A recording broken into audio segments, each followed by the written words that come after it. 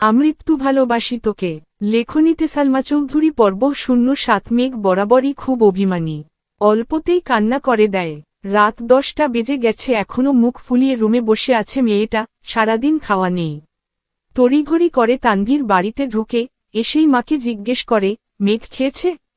হালিমা খান সহসা উত্তর দিলেন, সন্ধ্যার পর থেকে এত ডাকছি দরজায় তো খুলছে না। তানভীর আর কথা বাড়াল না, তড়িৎগতিতে ছুটে গেল বোনের দরজার সামনে। প্রথমে আস্তে করে ডাকল, মেঘের সাড়া নেই। আচমকা চোয়াল শক্ত করে এক প্রকার চিৎকার দিল, মেঘ তুই এই মুহূর্তে দরজা না খুললে তোর কপালে শনি আছে বলে দিলাম। মেঘ শুয়া থেকে এক লাফে উঠে বসল। কয়েক সেকেন্ডে দৌড়ে গিয়ে দরজাটা খুলল। চোখ তুলে তাকানোর সাহস নেই ভাইয়ের দিকে।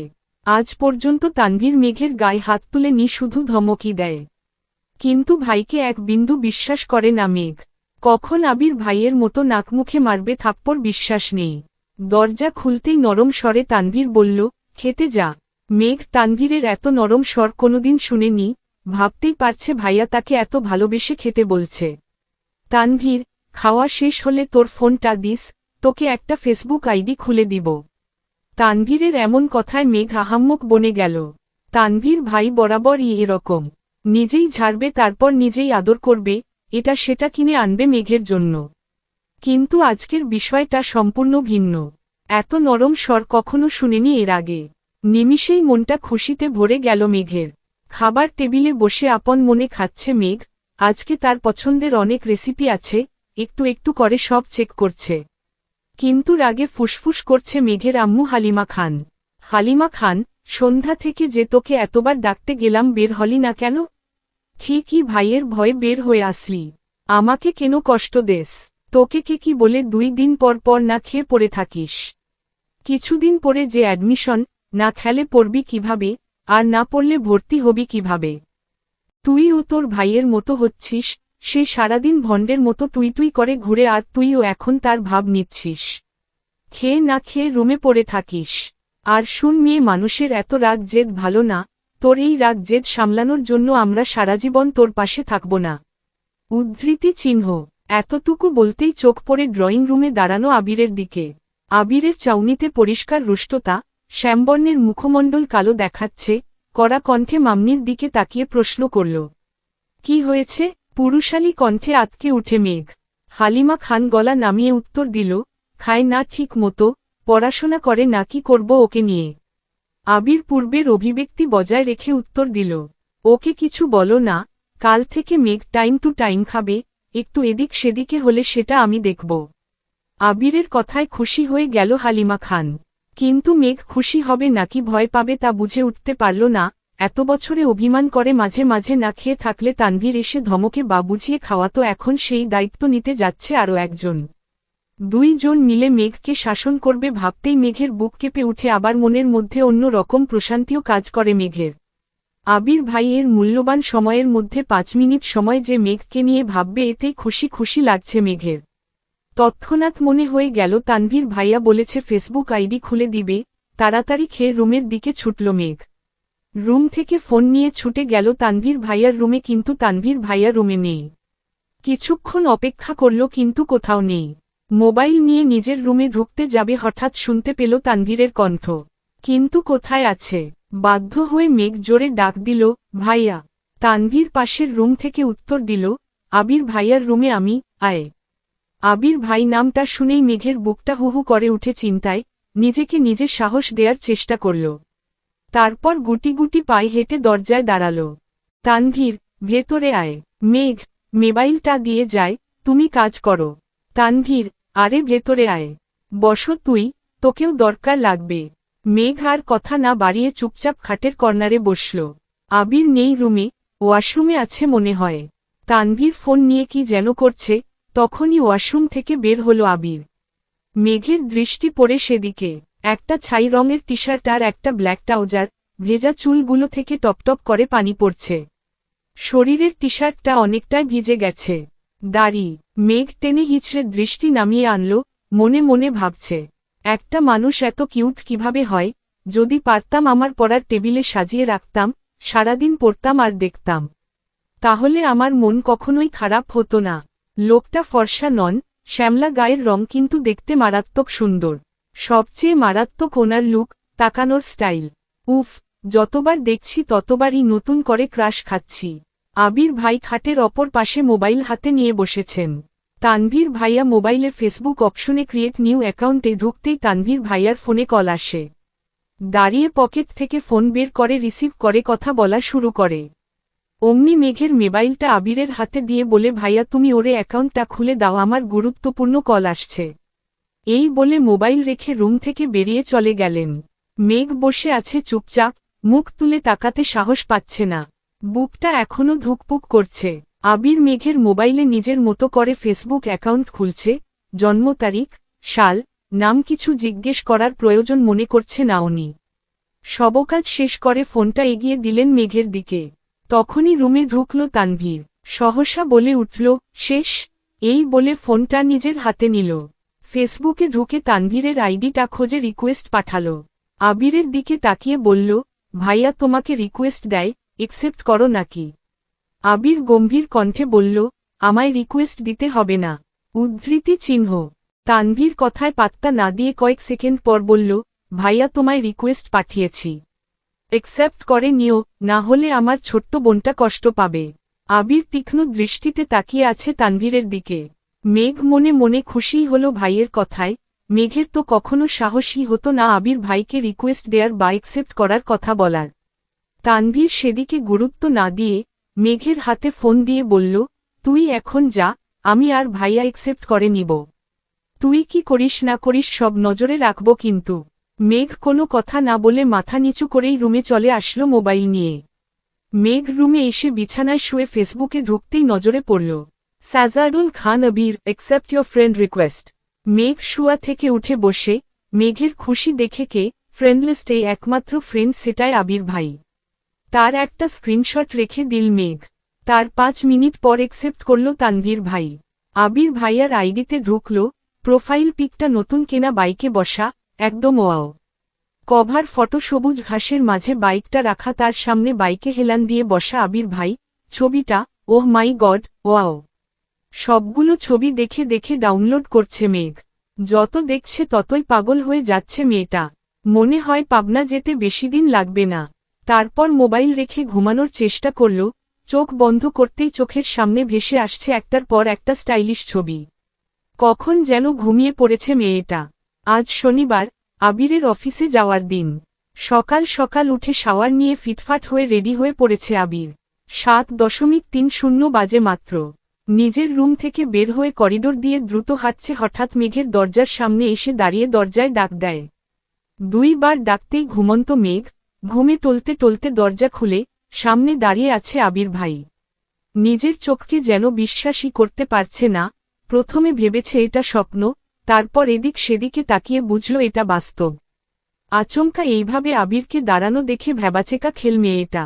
মেঘের চেহারায় নিদ্রিত ভাবটা লেপ্টে আছে এখনো। আবির পূর্ণ দৃষ্টিতে পরখ করল অষ্টাদশী রাঙা মুখবিবর, তারপর চোখ সরিয়ে নিয়ে বলল, 5 মিনিটের মধ্যে খেতে আয়। পুনরায় দ্রুতগতিতে হাঁটা দিল। আবিরের অযাচিত উপস্থিতি নাড়িয়ে দিয়েছে মেঘের মস্তিষ্ক। হঠাৎ মনে পড়ে গেল 5 মিনিটে নিচে যেতে হবে। তৎক্ষণাৎ ছুটল ওয়াশরুমে। 5 মিনিটের মধ্যে নিচে উপস্থিত হল মেঘ। এই সময় মেঘকে খাবার টেবিলে দেখে অবাক হল সকলে। 2 বছর যাবৎ মেয়েটা সকালে সবার সাথে খায় না, প্রাইভেট থাকলে আগে খায়, না হয় সবাই অফিস বা স্কুলে চলে গেলে তারপর খেয়ে কলেজে যায়। হালিমা খান ছুটে আসলেন মেয়ের দিকে, আয় আয় বসো মা, কি খাবি বল। টেবিলের কাছে আসতেই দেখল একটা চেয়ারই ফাঁকা আছে, সেটা আবার আবির ভাইয়ের বিপরীতে। কিন্তু এখানে বসার বিন্দু পরিমাণ ইচ্ছে নেই তার। কারণ আবিরের আশেপাশে থাকলে মেঘ কেমন একটা ঘরে থাকে।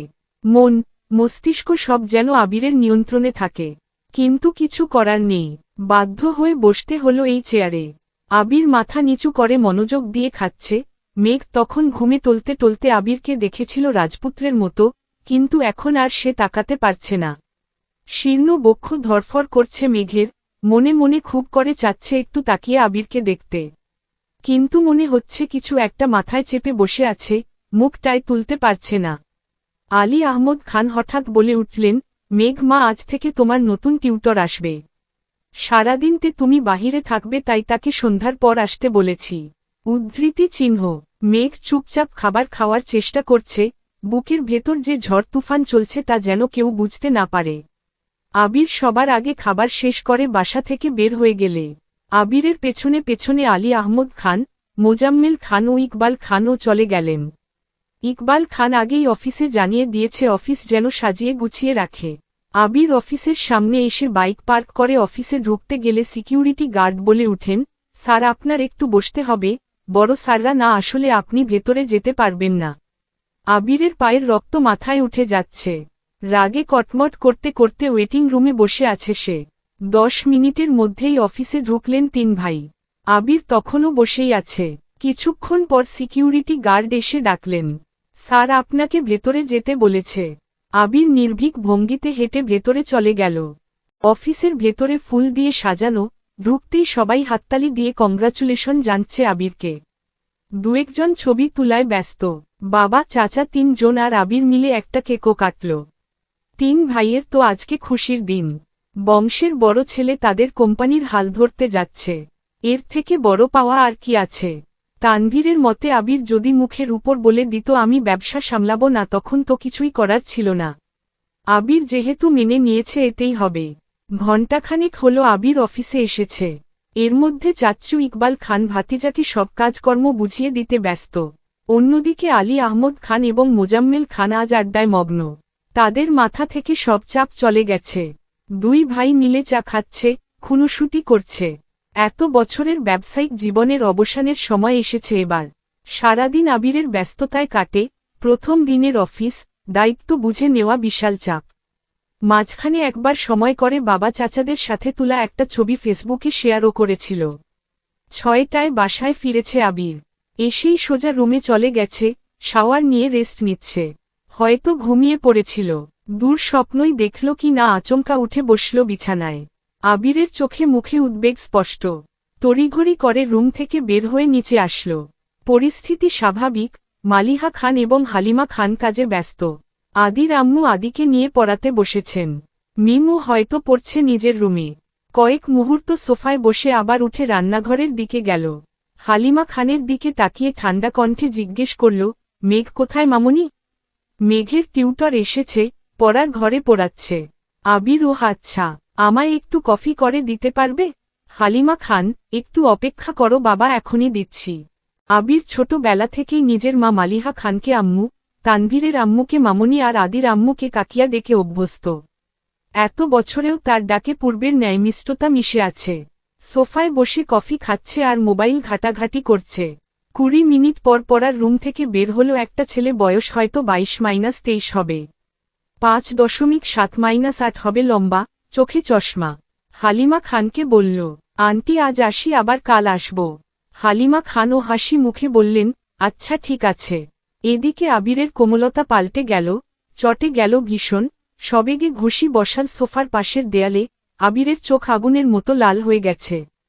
এক মুহূর্ত বসলে না, সোজা উঠে ধোপধপ করে সিঁড়ি দিয়ে উঠে নিজের রুমে চলে গেল।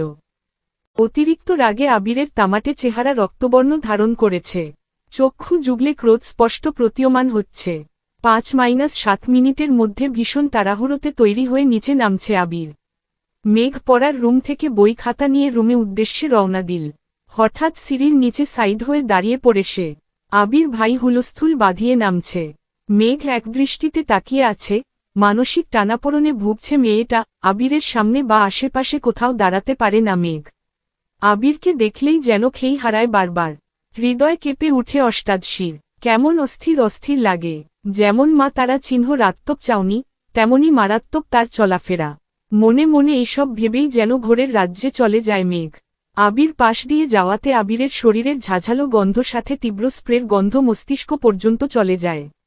সহসা ঘোর কাটে মেঘের। সিঁড়িতে আবির ভাই নেই। কয়েক কদমে আবির পৌঁছে গেল মেইন গেইটের কাছে। হঠাৎ রান্নাঘর থেকে মালিহা খান ডাকলেন, এই সময় কোথায় যাচ্ছিস বাবা? মেঘ পেছন ফিরে তাকায় সেদিকে। আবির চৌকাঠের বাহিরে পা রাখতে রাখতে ব্যস্ত আর ক্রোধিত কণ্ঠে উত্তর দিল, বাহিরে একটু কাজ আছে, ফিরতে রাত হবে। এক মুহূর্ত ও দাঁড়ায় নিশে। ক্ষিপ্রবেগে হেঁটে চলে যায়। মেঘ ঠায় দাঁড়িয়ে আছে সিঁড়ির নিচে, কিছুই যেন ঢুকছে না ছোট্ট মস্তিষ্কে। কয়েক মুহূর্ত পরে মেঘ যথারীতি বই খাতা নিয়ে রুমে চলে যায়। আজ তার অনেক পড়া, আগামীকাল রবিবার কোচিংয়ে পরীক্ষা, ক্লাস, নতুন টিউশন, সব মিলিয়ে পড়া শিখতে ব্যস্ত হয়ে পড়ে। রাত 9টায় খেতে বসেছেন সবাই। খান বাড়ির খাবার টেবিলটা অনেকটাই লম্বা। টেবিলের একপাশের প্রস্থ বরাবর বসেন আলী আহমদ খান, খান বাড়ির বড় কর্তা। ওনার বিপরীতে কোন চেয়ার নেই, কারণ ওনার মুখোমুখি বসার যোগ্যতা এই বাড়িতে কারণ নেই। একপাশে 4টা চেয়ার ইকবাল খান, আদি, তানভীর ভাইয়া আর আবির ভাইয়ের চেয়ার একপাশে। আবির ভাই না থাকাকালীন ও চেয়ার সরানো হয়নি। অন্য পাশে 3টা চেয়ার, মোজাম্মেল খান, মিম আর মেঘের। মেয়ে মানুষ গা ঘেঁষে বসা পছন্দ করে না, তাই একটা চেয়ার স্টোর রুমে রেখে 3টা চেয়ার দূরে দূরে রেখেছে। যদিও মেহমান আসলে আরও 3-4টা চেয়ার অনায়াসে ফেলা হয় এখানে। এত বছর আবির ভাই না থাকায় মেঘ একেবারে কর্নারের চেয়ারটাতে বসেছে। আবির ভাই ফেরার পরও তাকে বাধ্য হয়ে এই চেয়ারটাতেই বসতে হয়।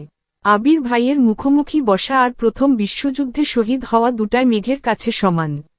রোজ দুবার চোখের সামনে নিজের মস্তিষ্কের রক্তক্ষরণ সহ্য করা, বুকের ভেতর উতালপাতাল ঢেউ সামলানো, সেই ধারালো চোখের চাউনি প্রতিবার যেন পিস পিস করে কাটে অষ্টাদশীর হৃদয়টা। এদিকে বোকা মেঘ এখনও অনুধাবনই করতে পারছে না আবির ভাই কি তার শুধুই ক্রাশ নাকি সে তার প্রেমেও পড়েছে। আচমকা আলী আহমদ খানের রাশভারী কণ্ঠে মেঘের গাঢ় চিন্তার ব্যাঘাত ঘটল। আলী আহমদ খান, আবির কোথায়? অফিসের কাজ তো সেই সন্ধেবেলায় শেষ, তাহলে এত রাতে কোথায় সে? মালিহা খান তটস্থ ভঙ্গিতে বললেন, ও তো সন্ধ্যায় এসেছিল, রেস্ট নিয়ে কফি খেয়ে তারপর বের হল। আলী আহমদ খান, ছেলেদের নিষেধ করো রাতবিরেতে ঘোরাঘুরি করতে। ইকবাল খান সাবলীল ভঙ্গিতে বলে উঠলেন, বড় ভাইয়া, তুমি চিন্তা করো না, ছেলেটা এত বছর পর দেশে ফিরেছে। বন্ধুদের তো একটু সময় দিতে হয়। আলী আহমদ খান চুপচাপ খাওয়া শেষ করলেন। উঠার আগ মুহূর্তে মেঘের দিকে তাকিয়ে বললেন, শাহরিয়ার কেমন পড়িয়েছেন মা? মেঘ নরম স্বরে বলল, আলহামদুলিল্লাহ ভালো পড়িয়েছেন। উদ্ধৃতি চিহ্ন। আর কোনো কথা বললেন না, উঠে বেসিন থেকে হাত ধুয়ে নিজের রুমে চলে গেছে। তার কিছু সময় পর বাকি দুই ভাইও যে যার রুমে চলে গেল। খাবার টেবিলে বসে বসে খাচ্ছে খান বাড়ির 3 বাদর। মেঘ বড় বাদর, মিম হল মেজ বাদর, আর আদি হল সবচেয়ে ছোট বাদর। 3 জনে রাজ্যের গল্পে মেতেছে। হালিমা খান এসে ধমক দিলেন, এই মেঘ, তোর কি এখন বাদরামি করার সময়? 2 দিন পর পরীক্ষা শুরু হয়ে যাবে, পড়াশোনা বাদ দিয়ে আড্ডায় মজে থাকিস সব সময়। মেঘের প্রফুল্ল মুখটা তৎক্ষণাৎ মলিন হয়ে গেল। কোনো রকমে খাবার শেষ করে রুমে চলে গেল, পড়াশোনায় মনোযোগ দিল। আবির কত রাতে ফিরেছে সে হদিস কেউ রাখেনি। দাঁড়ি, তানভীর ফিরেছে 11টায়, তখনও হালিমা খান অপেক্ষা করছিলেন। তানভীর মাকে ঘুমিয়ে যেতে বললেন, তারপরও হালিমা খান 12টা পর্যন্ত অপেক্ষা করলেন। আবির ফিরেনি, তাই বাধ্য হয়ে ঘুমিয়ে পড়েছেন। আবির ফিরেছে রাত 2টার দিকে। কোনোরকমে ফ্রেশ হয়ে বেকনিতে পাতা চেয়ারে হেলান দিয়ে আকাশের পানে তাকিয়ে আছে। দৃষ্টি নিবন্ধ দূরে ওই চাঁদে কিছুক্ষণ পরপর মেঘে ঢেকে যায়, আবারও আলোকিত হয়। আবির কি যেন ভাবে খানিকক্ষণ, তারপর গম্ভীর কণ্ঠে নিজেই নিজেকে শুধাল, তুই কি কোনোদিন শুধরাবি না? কেটে গেল আবিরের নির্ঘুম, নিদ্রাহীন রাত। সকাল 8টায় খাবার টেবিলে বসে খাবার খাচ্ছে মিম, মেঘ, আদি, তানভীর আর কাকাম্মি ইকবাল খান। বড় 2 ভাই ভোর সকালেই অফিসের উদ্দেশ্যে রওনা দিয়ে দিয়েছেন। মেঘ মিমের সাথে ফিসফিস করে আড্ডায় ব্যস্ত। তানভীর যেন দেখেও না দেখার মতো খাচ্ছে। আগে হলে একটা ধমক দিয়ে বলতো, চুপ থাক, আজ যেন কিছুই করলেন না। তাই মেঘ আর মিম আপন মনে গল্প করে করে খাচ্ছে। মেঘের মনোযোগ ভাঙল কারো চেয়ার টানার শব্দে। মেঘ তৎক্ষণাৎ তাকাল। আবিরের নিখাদ দৃষ্টি মেঘের চোখে নিবন্ধ। মেঘ এক পলক তাকিয়ে চোখ নামিয়ে ফেলল। বুকের ভেতর ধুকপুকেরোর মাত্রা বাড়ছে, তার সাথেই নিযুক্ত হল চিন্তার ছাপ। মাথা নিচু করে মনে মনে বলল, আবির ভাইয়া সারারাত ঘুমাননি? ফ্যাকাশে হয়ে আছে মুখটা, কি হয়েছে ওনার? এসব ভেবেই মেঘ আতকে উঠছে বারবার। গতকাল সন্ধ্যায় বের হল চোখ অন্ধকার করে, রাতে কখন ফিরেছেন উনি? কোথায় ছিলেন সারারাত? উদ্ধৃতি চিহ্ন।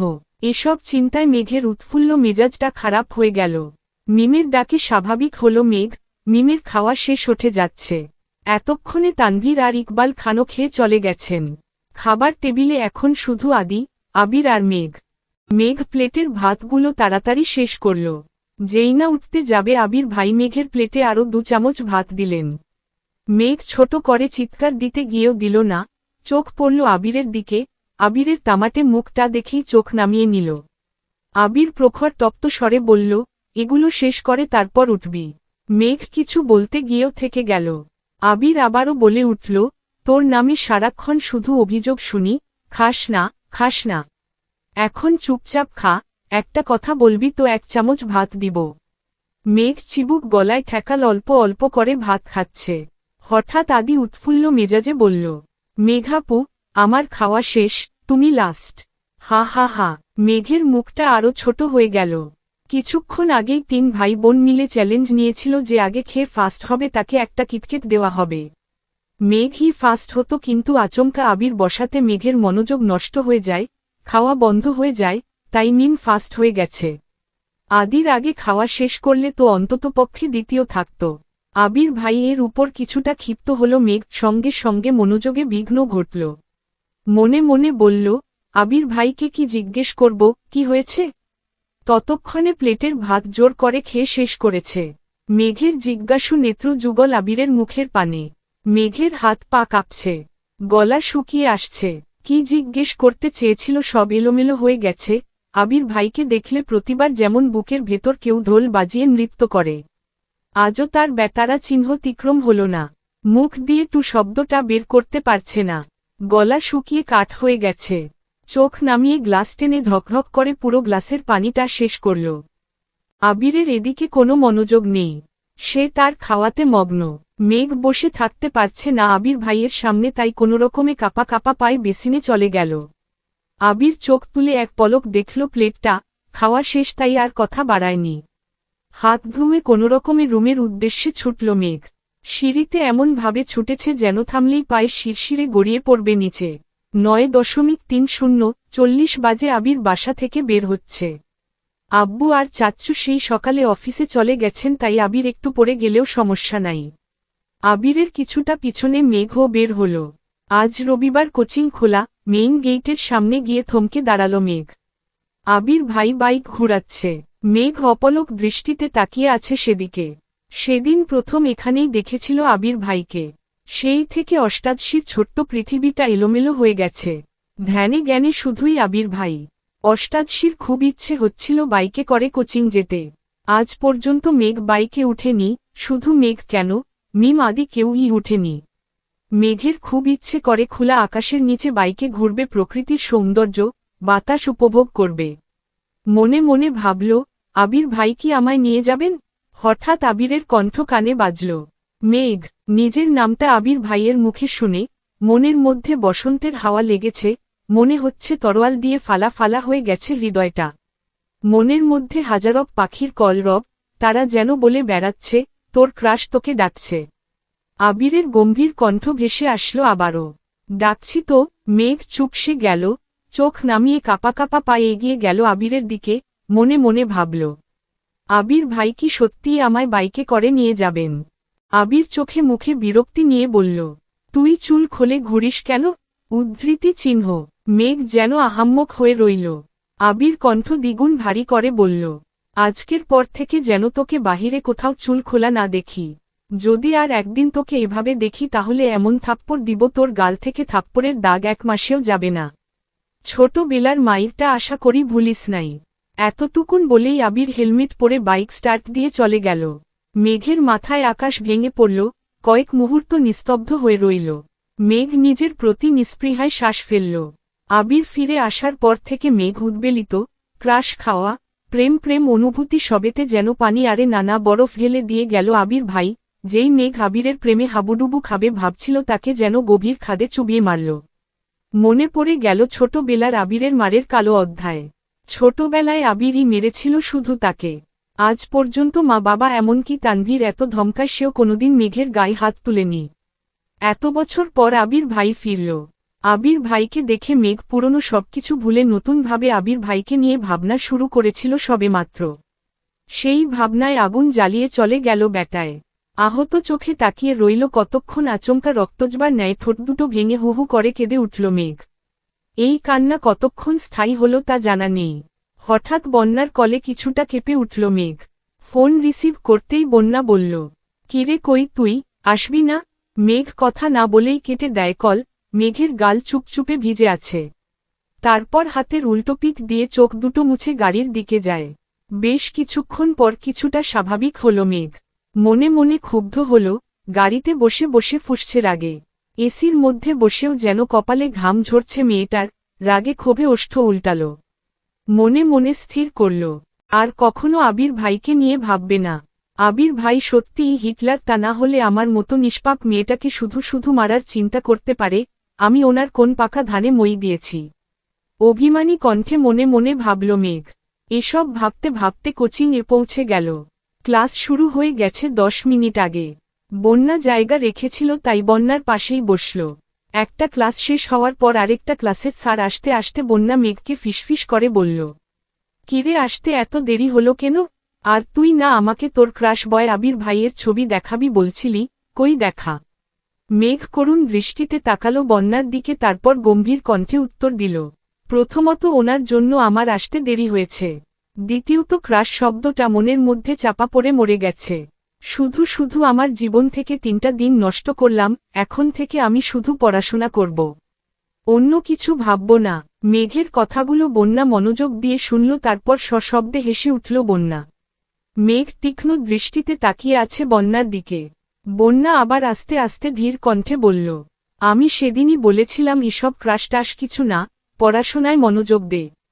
ঠিক হলো তো আমার কথা। এর মধ্যে স্যার ক্লাসে আসছেন, দুজনেই ক্লাসে মনোযোগ দিল। মেঘ বাসায় ফিরে চুপচাপ নিজের রুমে চলে গেল। মনটা তার ভীষণ খারাপ। ফ্রেশ নিচে এসে খাবার খেয়ে কোনোদিক না তাকিয়ে নিজের রুমে গিয়ে পড়তে বসেছে। সন্ধ্যার পর টিউটর আসবে, পড়া মুখস্থ করতে হবে। সকালের শাসন ভুলার চেষ্টায় মগ্ন মেয়েটা। প্রতিদিন সন্ধ্যার দিকে নিচে আসে মেঘ, ছোট ভাই বোনের সাথে আড্ডা আর খেলায় মগ্ন হয়। কিন্তু আজ তার ব্যতিক্রম হল। দুপুরের পর থেকে একবারের জন্যও নিচে নামল না মেঘ। মিম আর আদি কয়েকবার ডাকতেও গিয়েছিল। দরজা লাগিয়ে পড়ছে মেঘ, আসবে না বলেছে। সন্ধ্যার পরপর বাড়িতে ফেরে আবির। চোখে মুখে উজ্জ্বলতা ফুটে উঠছে। চোখ পড়ে রান্নাঘরে মা কাকিয়াদের দিকে। কাকিয়াকে ডেকে উৎফুল্ল কণ্ঠে বলল, কাকিয়া, চিকেন পাকোড়া বানাবে প্লিজ। মা কাকিয়া তিনজনই যেন অবাক চোখে তাকিয়ে আছে আবিরের দিকে। ছেলেটা মুখ ফোটে কিছুই চাই না কখনো, খাওয়া নিয়েও কখনো নাক সিটকায় না। পছন্দের খাবারের নামও জানে না কেউ। আজ হঠাৎ নিজে থেকে কিছু খেতে চেয়েছে। কাকিয়া হাসিমুখে বলল, তুমি ফ্রেশ হয়ে আসো, আমি রেডি করছি। আবির স্বাভাবিকভাবে রুমের দিকে চলে গেল। করিডোরে যাওয়ার পথে কানে আসলো মেঘের পড়ার শব্দ।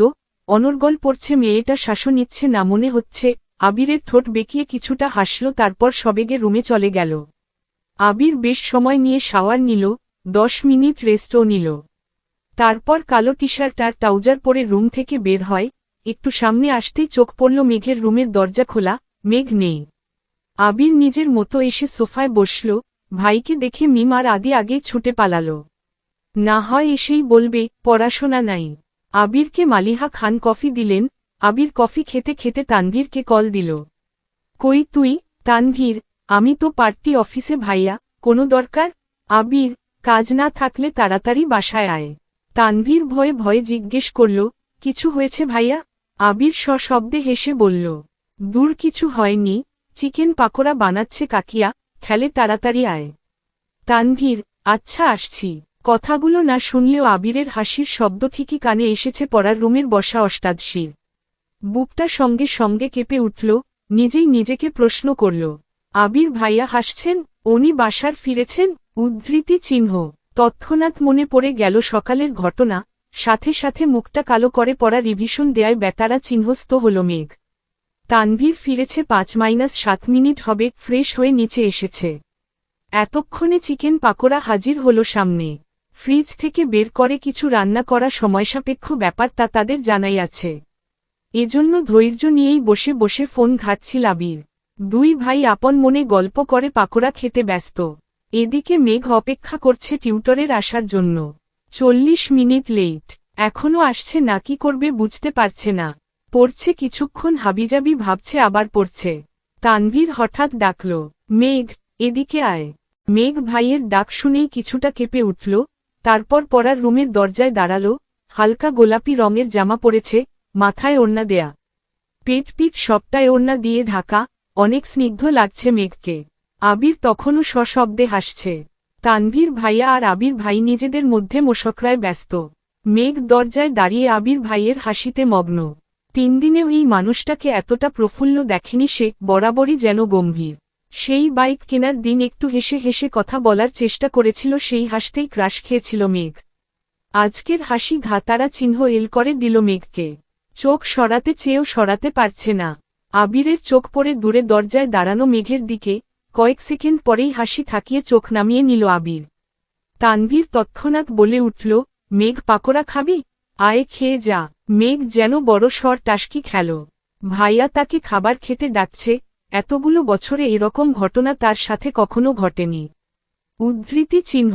তানভীর আবার ডাকল, আয় খেয়ে যা, পড়তে বসবি নে।